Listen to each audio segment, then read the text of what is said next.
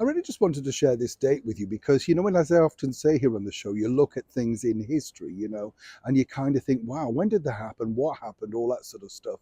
And then when you look at the date, you think, wow, it literally happened on this date. Now, we're about 2 days behind on this, but I wanted to share it with you because on this date in 1606, an event happened, literally, which changed, if you say, English history.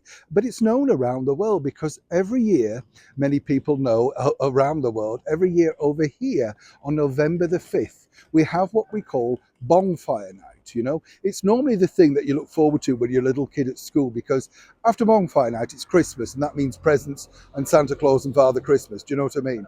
But that was a sort of defining moment really when bonfire night came around. But many people actually don't know why bonfire night exists. But way back, as I say, in 1606, on this particular date, Guido Fawkes, that's right, otherwise known as Guy Fawkes, a name he adopted while serving in the Spanish army, was hung, drawn and quartered. Classy, eh? And this was all to do with the fact that, as we all know, if you know your history, the history that so many of the Walkerites are trying to wipe away, it was a gunpowder plot, wasn't it? He was trying to blow up the Houses of Parliament.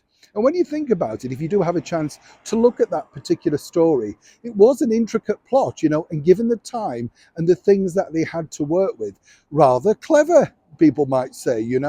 But as we know, he got caught and he got caught out, and then he was, of course, put to court and tried. And then this is what happened. Sadly for him, everything finished on this particular day. And as I say, when you look at these moments in history and you kind of wander around, particularly in this wonderful capital city that we have over here in the very heart of London, I do wander past Parliament every day and you figure, how many famous people, leading politicians, history makers walk past here? Well, on that particular spot, literally, is where it all happened. And on that spot is where it all ended, literally, on this day in 1606.